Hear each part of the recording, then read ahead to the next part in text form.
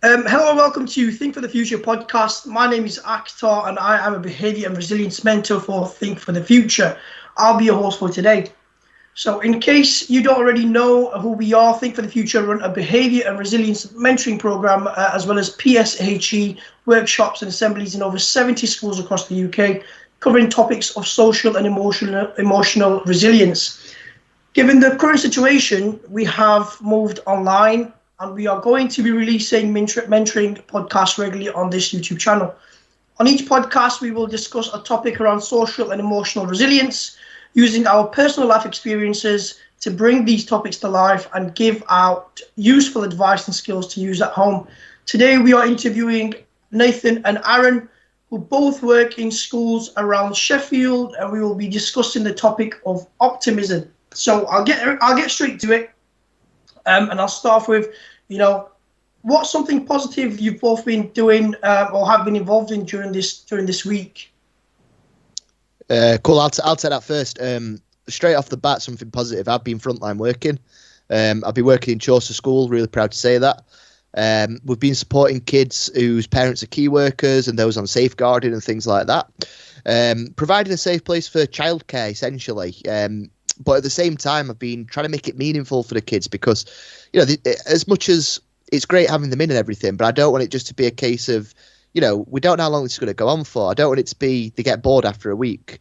Try to keep things in place and keep consistency and routine without pushing too much academics. We've been sort of tailored away from that. But at the same time, try to keep a bit of consistency and I want a bit of substance to it. I want them to get something out of it, That's been really positive. Yeah, something for me has been my communication with family members. It's probably something I'm not usually very good with.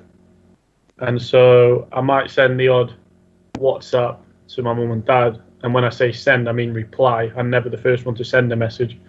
And my grandparents very, very rarely call them, if ever. And since this has been going on, that's something I've been doing every 2 or 3 days. And actually having decent conversation with my grandma, my nan and my granddad, and I'm quite proud of myself actually for having done it. I know it sounds like something so simple that we should all do all the time, but I don't think we do it as often as we should do. And in a time like this, I think the elderly especially, they're going to appreciate that sort of thing. And so my grandma definitely texts me after the phone calls and says thanks for caring, thanks for calling. And until you actually have a think about it, you don't realise how valuable little things like that are. So I think for me, that's something that I've made an effort to do. Probably something I should do in everyday life a bit more, but because of the situation, I've really made the effort to do it. And yeah, I'm really happy that I am doing it. Yeah, exactly. And you know what? Like you're both saying, bang on. If for key workers, you do want to be, when you are out there, you're working, you're putting yourself through that. And you want to make a difference, you want to help where you can, and that's absolutely amazing. And I'm happy. Think for the Future are still in schools. We are online. We're trying to cover that. And again, Aaron, you're saying I'm obviously making that effort with family members. It's weird. These like I think me and you were talking on a previous podcast how these little things are starting to pop up for our daily routine that we didn't really pay notice of before. So definitely, I agree. Yeah, wicked. So today's topic is optimism. So what does it mean to you when you hear that word optimism? Okay. So as soon as I knew we'd be doing this podcast on optimism, and the same with the other podcasts that I have done, the first thing I do is quickly look for the definition, just to kind of make sure myself that I've got the right thing and I'm going to be talking about the right thing. So when I look at optimism, the first thing that comes up is to be hopeful. And that's probably what I think of straight away. So to be positive about something that's going to happen in the future. Well, then the second part of the definition is to be confident in that thing actually happening. And I think in everyday life, we might be hopeful, we might be positive about what's going to happen. So when we are talking about optimism, yeah, we're hopeful, yeah, we're positive, but I don't think we're always actually confident. It's more of we kind of use optimism day to day as more of a reassuring factor to kind of not make ourselves feel as bad about something that we're not too confident about. And so the actual definition focuses a lot on the confidence side of it. And so if you're asking me without having to without having done any research online, I'd have just said to be hopeful, to be positive about something in the future.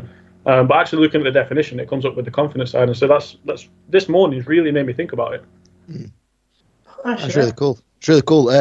One thing with that is it's a funny way of wording it, but I completely agree with you, Aaron. And it's essentially when it comes to optimism, I think a lot of people are pessimistic about being optimistic because they think it's all just, let's just be nice and be happy-go-lucky. I completely agree with you, mate.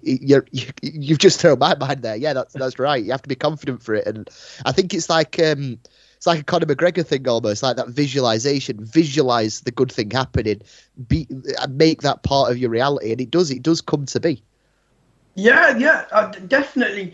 And again, when you, before you're about to do something like a podcast, you do, the knowledge. Everyone already holds a set level of knowledge, but you want to, you want to do your research. You want to look at what's going on, the topics, how much do you know about it, and how much can you learn about it. And the best thing about these podcasts is you can actually learn yourself. You learn more when you're doing these things. And like for me, I've always thought of optimism as a state of mind. Being optimistic is having a stable mindset where you are able to look at the positives in every situation, even this one that we're in now. Some people are like, oh, you know what, this is cringy, that is cringy. You can't. If you're optimistic, you're constantly focusing on what's the good you can take from it. Like Aaron was talking about this, I think yesterday we did a podcast, and he was talking about how he's now found so much more time in terms of doing stuff like running. Like before, he used to treadmill and bike and so on and cross trains, but now he's running a lot more. So there's always a positive, like there's always a silver lining to everything, and that definitely agree. It's not just that as well, but just quickly, it all builds onto one another as well. It's like one good thing does chain react into another, and that breeds optimism. So like Aaron was saying, when you're going to see your or ring your grandparents, and then they're thanking you for that and they're happy for that, that gives you that motivation, and then you might run a bit further, which then spurs you on again afterwards, and it's that positive cycle, that optimistic cycle. Yeah, definitely. Yeah, I didn't see that's something that wasn't in my mind before. Now it's kicked in. You're definitely 100% right. Once you start something positive, it does kick in something else. Yeah, right. So what's the impact then? So what impact does optimism have on situations? Like, let's just take this one now that we've got. So what impact can we expect to have if we're optimistic about this situation? What, like with all the corona stuff at the minute? Yeah, with situations, even just in general situations, what kind of impact does optimism have? I think it's almost that classic British culture of stiff upper lip. We're going to get through it. That's almost come back, and I'm very, very liberal in my views, but for the first time ever, I can say I'm quite proud to be part of this community. And looking at, I don't like the phrase silver lining, because it's almost like you've got a big, massive cloud, and I'm only bothered about this tiny rim around the outside of it. Whereas you're trying to fill the cloud with positivity. There's more to it, and optimism. You go into a situation optimistic, hoping for the best thing, confident that you can get the best thing out of it. Yeah, it does. It changes the situation. It's not the destination; it's the journey. And at the minute, we're on a pretty long, uncertain journey, and being optimistic through that allows that journey to be enjoyable. It does. Yeah, fantastic. I run an insight. Yeah, how many weeks are we into lockdown at the moment? Is it 3 or 4? Well, since schools have closed, it's been 2 weeks, but the lockdown started 2 weeks prior to that, genuinely. So March 20th. It was March 20th. So about 4 weeks, aren't we? Yeah. So I think, like, at the time of recording now, talking about optimism, for me, the thoughts I was thinking about earlier was like, now I think it's a lot easier for me to be optimistic about this situation, because at this moment in time, we've seen China, South Korea, and a few other countries start to ease their lockdowns, people going back to normality. Even in some of the harder hit countries like Spain and Italy, they're not removing their lockdowns completely, but a few non-key workers in different sectors are allowed to go back to work. And so they're starting to see the light at the end of the tunnel. And even here, I think now we're getting to that point where we're going to be hitting the worst numbers. the most deaths, the most number of cases. But the positive side of that is sooner or later now it's going to start coming back down. And so I think right now it's probably a lot easier for me to be optimistic about this situation. And so to kind of flip it on its head, when you go back 3-4 weeks, when everything was negative, every story that you heard was a horror story, and you're hearing reports and numbers that we don't really understand yet, in that moment, it's really difficult to be optimistic. And myself included, my mentality was quite negative towards the situation. I was thinking, oh, this is really, really bad. And you focus on that negativity in that time, and there was no optimism for me, or people in general, maybe at the beginning of a bad situation like this one. And so as that develops at the beginning, the first week, the second week, that lack of optimism basically results in not really focusing on what new routine you can develop, not thinking how you can use that time wisely. I know for me, I thought, oh, you know what, I'll just have a week off the gym. So I didn't exercise for a week. My diet went out the window for a week. And so at the beginning, when there was no optimism, so many negative things came from it. And so I think to emphasize the importance of being optimistic, we can focus on the negative consequences of not having any optimism. And so now that I'm quite optimistic about the situation, because I can see the light at the end of the tunnel, because we can see things getting better, because we can see communities pulling together, we can see the appreciation for the NHS and the frontline staff and key workers. I think now it's a lot easier to think, well, you know what, I too can find something positive about this situation. I too can now adjust my daily routine. I too can start learning a new skill, or what can I do to help now? And so now that I am optimistic, things are a lot more positive. Things are a lot more productive. Whereas before, when I wasn't, they were nowhere near as positive and they were nowhere near as productive. Yeah, and that's it. So, and that's exactly my thoughts. So, I want to touch on something that you've both said, and I think that word is hope. I think at the start there was this, uncertainty, where it still exists now, but there's a lot more hope now. Like as Aaron has said, we've seen that countries have slowly started to come out of this situation, but as well as that, this optimism, that the way it impacts us is it's allowing healthier conversations to take place at home. It's allowing healthy conversations to take place. People are working from home, such as us, or parents to siblings, partners are talking a bit more better because we understand, we're hopeful about the situation.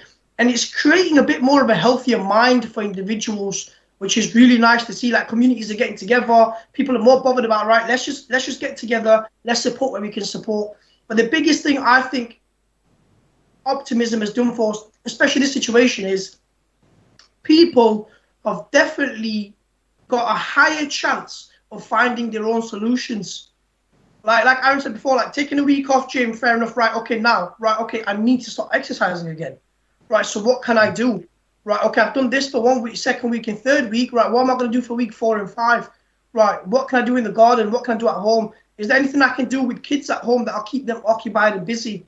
And that's exactly what I think the situation is, and that's due to being optimistic. So 100% agreed. Yeah, I think you both touched on some really good points. So this next question, I think it's definitely a good one. We need it in this certain time now. So why can it be challenging to build and maintain an optimistic mindset? Obviously, especially in this current situation. What do you guys think are the difficulties now around building that? I think it's just easy at the moment to focus on the majority. I don't know if it's so much the majority, but it might seem like the majority of people not really doing much with their time and not being productive and not being positive, and that provides you with an excuse to do the same, because then you just become a part of the crowd. You're defended by that crowd, as in you can do nothing as well, and no one's really gonna criticize you, no one's really going to complain, and you're probably not really going to lose anything from it, but you're not going to gain anything from it either. I think all year I tell my students how important routines are. Routine, whether it's for school, study. If it's school, it's waking up an hour before school, making sure you've had a decent breakfast, making sure you're presentable, you've taken care of your appearance, you're in. And those routines, they have a knock-on effect throughout the day, and one positive act turns into another positive act. And so for our everyday routines now also to just disappear, that can have a really negative impact on our mentality, because we get used to these routines. And so I think about some students who might not take routine seriously, but they still have some structure by going to school at the same time every day. They still have some structure going home at the same time every day and having lunch and break at the same time every day. If that's the minimum structure they have in their day, if that's the only aspect of routine that they have, it's better than nothing. But those students, now that school's gone, the only structure they had has now disappeared. That can have a really negative effect on their mentality, just as much as for yourselves and myself, when our working routine just disappears out of nowhere. That first week, that second week, that's a transition period, and we're actually being quite productive in working toward building a new routine. But think about all the people who aren't building routines. They're going to suffer from that, as in their production rate's going to drop, their mental health's going to drop. And so if there's no sort of guidance or support in helping everybody to develop a new routine and adjusting to it and transitioning into a productive way of living again, then it has so many negative effects, I think. So yeah, I think that's a big challenge, a big part of it. No, massively. And like you said, especially like personally to me and to us guys, that first couple of weeks where we didn't know what was going on, it was really hard to be productive and to carry on and be positive about everything, to be optimistic. And I think in a round way, it comes back to what you've said, Aaron. It's as time's gone on and this situation has developed around the world, and we're fortunate to live in a time where if I want to, through searching on my computer, I can tell you exactly what's going on halfway across the world right now. Seeing it positive, but then the same aspect, it's starting to be more optimistic closer to home. I know, for example, my nanan, who, if any of my kids listening to now know about me, I know I love to pieces, this, that, and the other. One of her friends, over 70, overweight, COPD, positive for COVID-19, hospitalised, ventilated, recovered in 2 days, walking around in 3. She's at home making food for her grandkids now. That reality of this isn't a be all and end all. It's not a death sentence by any means. Be optimistic. We will get out of this. That's now hitting closer to home. In terms of why it's difficult at the moment, I think it's all a perspective thing, and it all comes down to how you want to look at this situation. Personally, in my life, I've had a lot of changes in my routine. Without getting too far into it, I lost my education. I've lost jobs. I've lost friends, situations where I live, things going on, and that has made me more resilient. And it was the first time ever in my life, and I'm sure there's listeners here who are similar. And don't know about you guys, but for the first time ever, I was almost comfortable in the change. I was almost like, oh, everything's changing around me. I've been here before. Like when you leave primary school to go to secondary school, like when you go through a really difficult exam in school or anything like that, anything what's a change for you, you always have that anxiety. There's always that feeling around it. It's always hard to maintain optimism.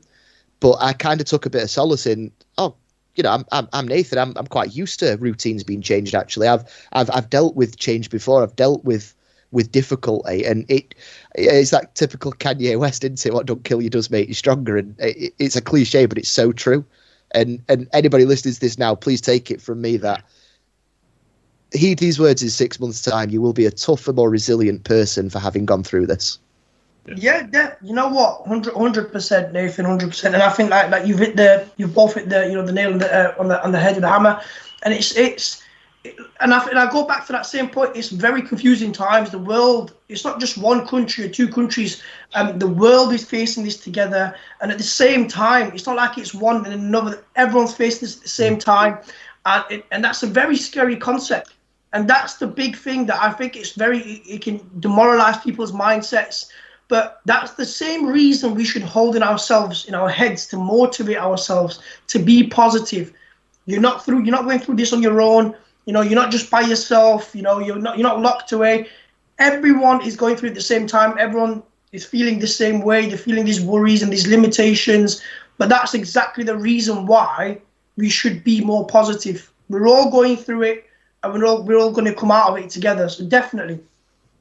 definitely. So I think this question's been answered, I think, slightly before, but I still want to touch on it a bit more. So why is, we've talked about optimism in terms of overall sense, but in this situation, but why is it so important right now I'll give you an example. I'll start you off. So like we look at these doctors and nurses, and there's people now traveling, doctors and nurses are traveling from a set country to other countries to help out. And I was thinking in my head, I was like, they must be the most optimistic people we've ever met. You have to be such a level of optimism to go from one country to another country to help them out in this dire time of need. And it's just amazing to me. Like, so from that kind of perspective, why is optimism something that you could hold close to yourself now as mentors? Because I know you both personally, you're very optimistic people. Why is it so? Why do you hold it so close to yourselves? I think if you look at the perspective of the nurse, sorry, Nick, and if you look at the perspective of the nurses and doctors and people working in hospitals, doctors and stuff, if they weren't optimistic and they just all said, you know what, I ain't traveling from my city or from the town that I live 1 hour away to help out in that hospital because their thoughts about the whole situation are so negative, how many people would that negatively affect? So how many people infected by COVID-19 would not get the treatment that they require because one person mentally had just given up? And I think it's the same for us. I'm trying to be positive about it by highlighting the effects of being negative about it. And so if as mentors we were negative about it and said, you know what, I ain't doing the podcast today, or that's new for us, we're supposed to be in schools, we work face to face, we work with groups of students in schools, I ain't an online guy, I ain't a YouTuber, I ain't a podcaster. If we were just like, I'm not doing that, then this video that we're making right now and the ones we've made before would not get online. And I'm not saying, I mean, we might, I'm not saying we will, but to become like a famous YouTuber or professional podcasters, that's not really our objective. Our objective is to get through to as many students, young people, young adults, anyone, and hopefully our conversation can help a little bit. And that little bit of help and those few people that we do get through to can have that chain reaction. If one of those kids that we might get through to is the child of a nurse, and that nurse also gets to see a bit of this, and that inspires them for the day, and they say, oh, I was going to give up today, I'm going to go into that hospital today and help out again, that's 4 or 5 more people who get the treatment that they need. And so I just think it's just that generation of chain reactions, positive chain reactions from one good thing to another. And yeah, I think that's what it is, man. Yeah, massively.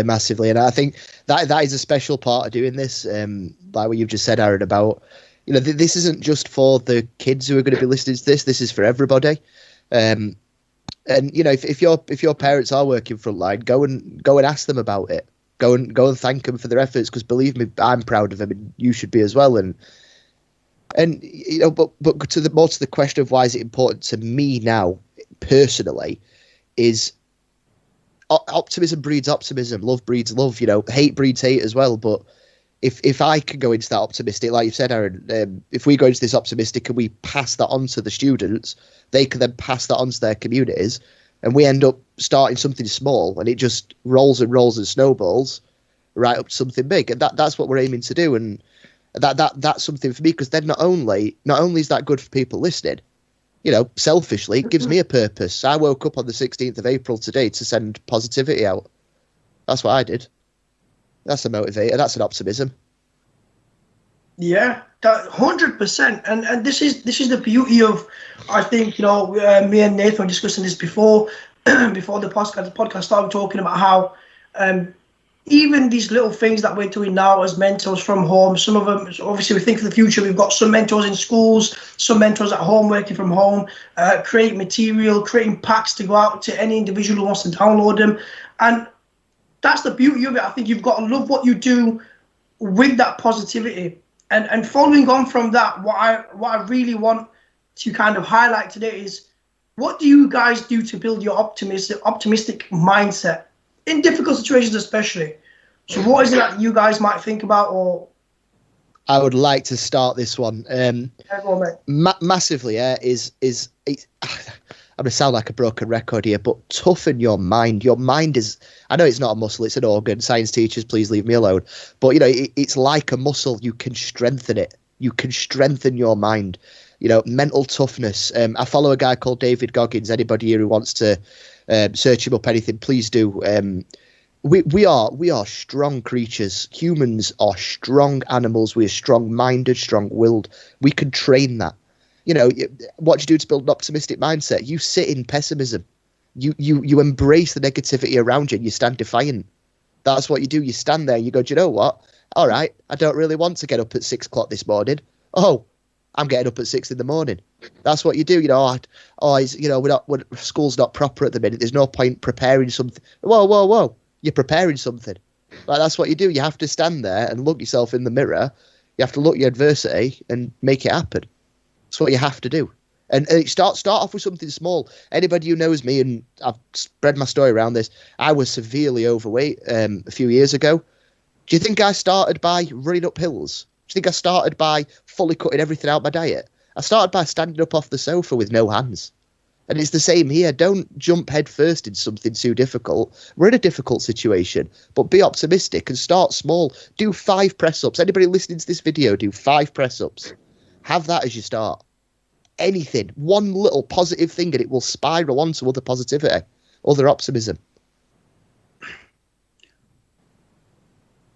It's my rant. That's my big thing. I'm massive on that. I'm massive on mental toughness and get it done.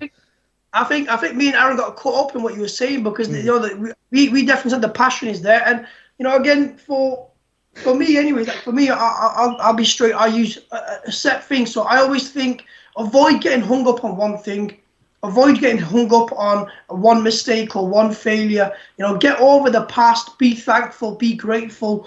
Surround yourself with positive people. Talk to positive people on a daily basis. You are who your company is. If you're around negative people, you'll find your mindset being negative. You won't be that positive, optimistic person. Watch your language. Don't use negative language around yourself. Don't tell yourself you can't do this, you can't do that. Use positive language. Yeah, I am going to do that. Right, I'm definitely doing that today.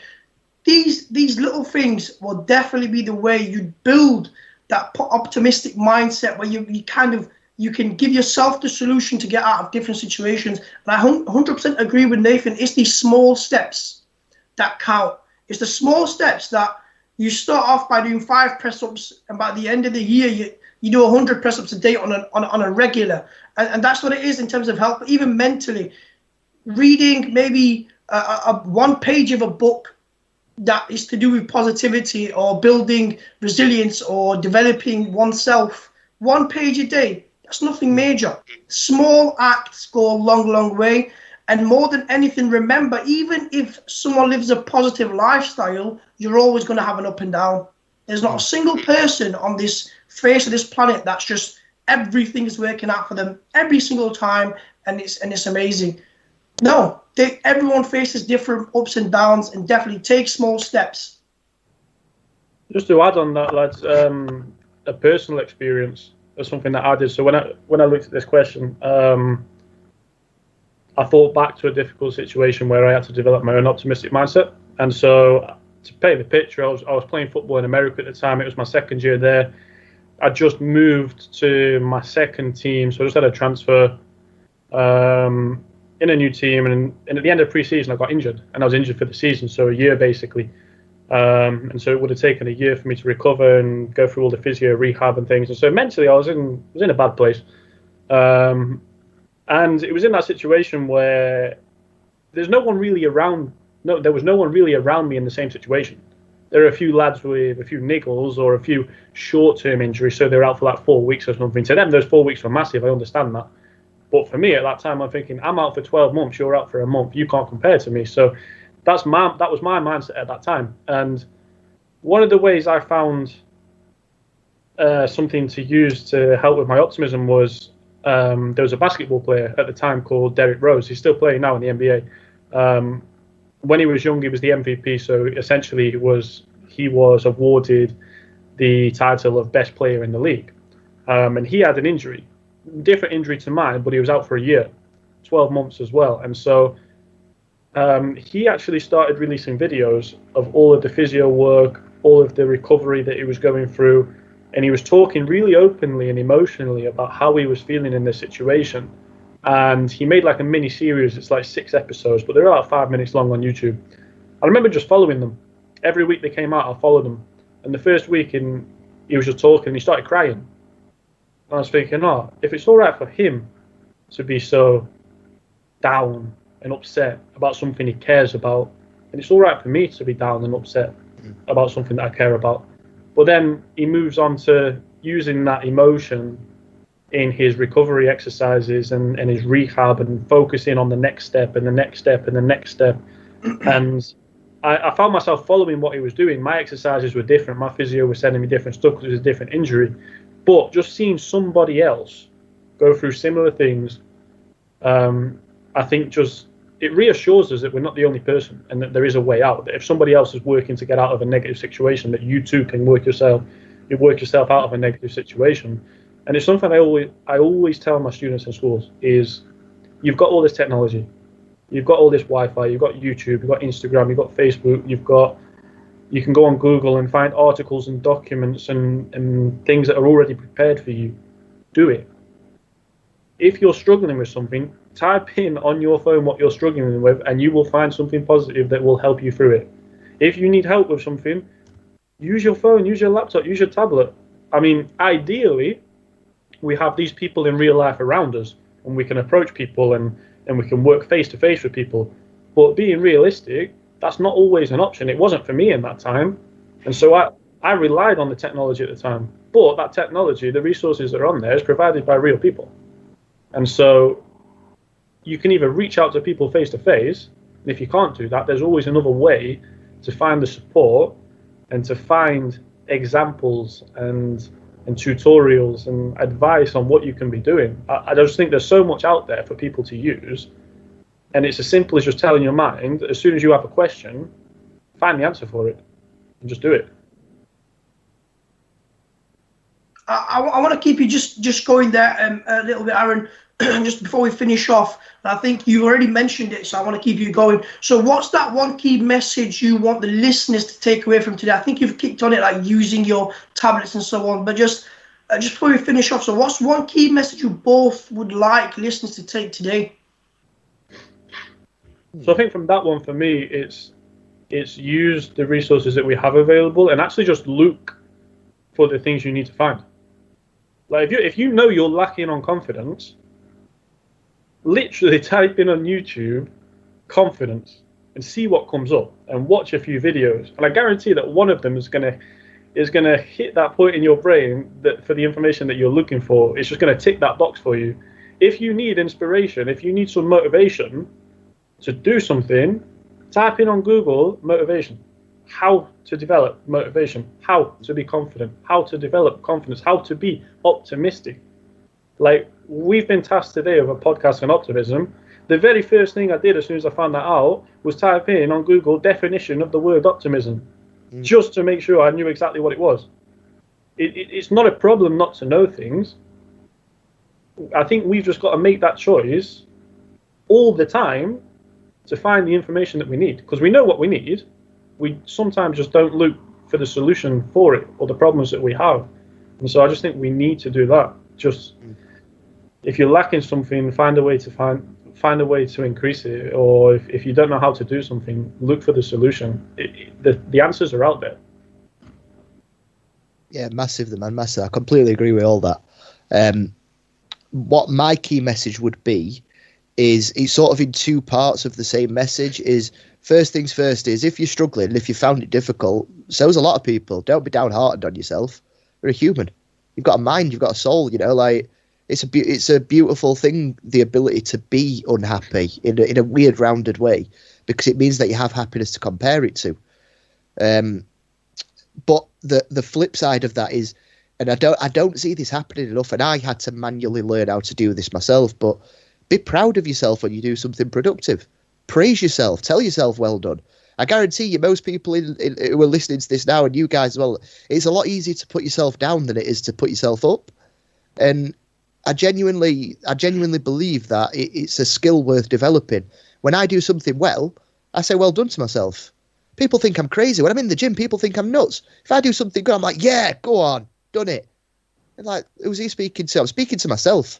That's who I'm speaking to. I'm talking to myself proudly.